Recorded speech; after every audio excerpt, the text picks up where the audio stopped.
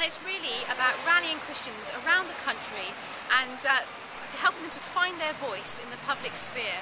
For so long, for too long, Christians have found themselves marginalised, not really knowing what to say or how to act in many spheres. And now this campaign is designed to give them confidence in their faith and that it can be something that's lived out and spoken about in the public sphere.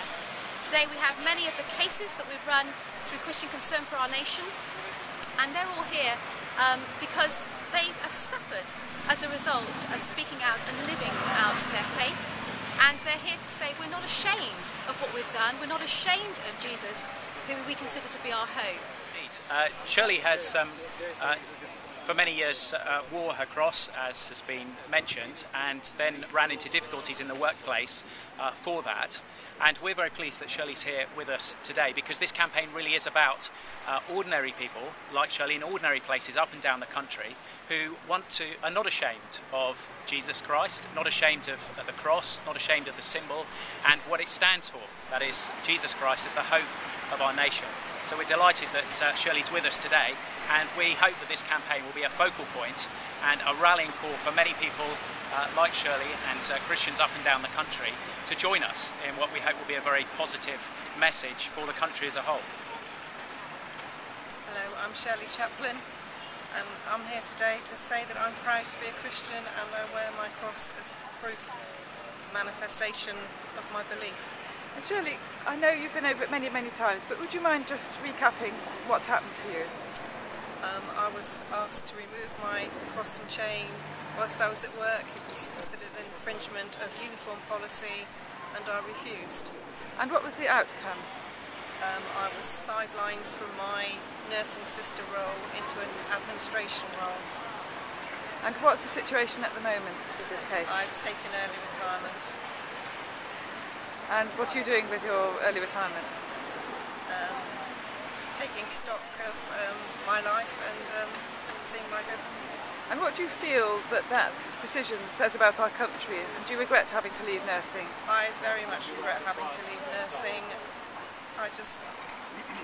Words fail me. I cannot explain how I think it reflects on how Christians are treated in this country. The Pope said that he was worried about aggressive secularism, but David Cameron has insisted that this is not a secular country, that we're a country where faith is still strong. We still have bishops in the House of Lords, so how does that equate with what happened to you?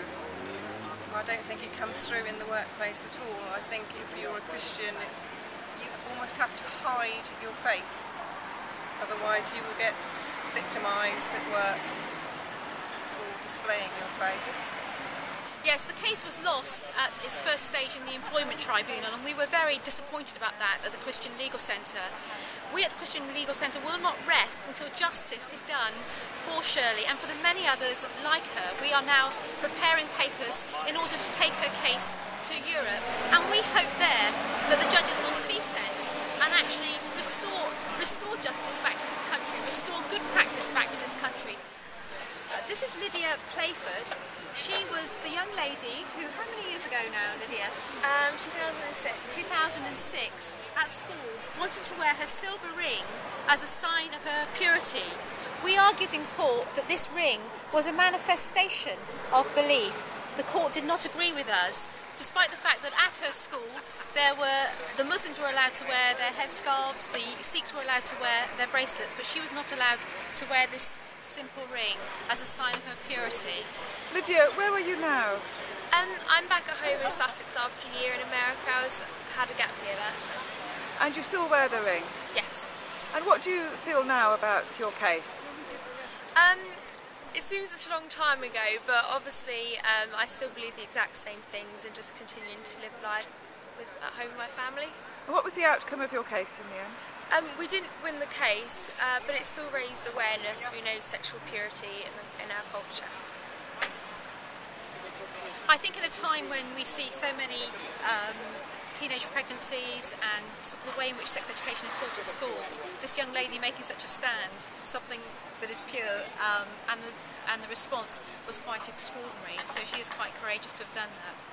Gary McFarlane is the Relate counsellor who, in a training course, during his training course, said that he might have a conscience objection to giving sex therapy to a homosexual couple, and as a result of that, he was initially suspended and then dismissed from his position as a relate counsellor.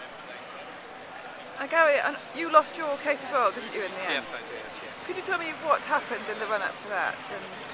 In the run-up to the case itself, well, obviously a lot of objections from Relate. Relate felt that it needed to be able to provide all of its services to all of its clients, and the fact that I wanted to have an exception was not going to be acceptable to it, and so they considered it reasonable to dismiss me for gross misconduct. And where are you now in your life? I'm in Bristol. I've done a transition, so I'm very much developing my private practice as a family and relationship counsellor and sex therapist from home. Do you find there's a demand for such work? There is a massive demand, however it's very difficult to promote that whilst I'm still a trainee, because I was dismissed towards the end of my diploma, so I didn't finish the diploma, so I'm not a fully qualified sex therapist. Therefore there is a knock-on effect in my inability obviously to earn a living. Sheila Matthews, who is a senior paediatrician and who has over many years in fact gained a great deal of expertise with regards to children and their well-being and their placement with prospective foster and adoption agencies and parents. As a result of asking to abstain from the voting on an adoption panel where a child might be placed in a same-sex household, what happened in the end was that she in effect lost her position. And Sheila, are you doing any adoption work at all now? No, I'm not. And how do you feel about what's happened to you? I feel really sad because I spent a lot of time and energy finding out about adoption, and I think I had a lot to offer in that area. We've seen the Pope's recent visit to Britain. Now, one of the issues he was concerned about before he came was the closure of the Catholic adoption agencies under new equality legislation. Do you have any comment on that? I haven't worked directly with any Catholic adoption agency, but I think there ought to be room for different perspectives, because there are some children and some couples who need a different kind of service, and I think that there will be a great loss to the adoption world because of their closure. What about on a secular adoption panel such as the kind you served on? What about the argument that what you were doing was discriminatory? I thought it was fairer not to discriminate against individual couples, because I wanted to raise the principle that same-sex adoption was not the very best possible placement for a child, because I think that when children have had a tough time, they're vulnerable and they need the very best parenting, and I believe that that is best done in a committed mother and father relationship. What about the argument, though, that you often hear that the gay couples often have the hardest to place children who would otherwise spend their life in the care system, in care homes, rather than with couples? I think that there is always a need for more people to foster and adopt, but I think that there are plenty of people out there who could fill that need, and I can see that there are people who have faith views who are being turned down, and the number of same-sex couples that are applying are a very small number.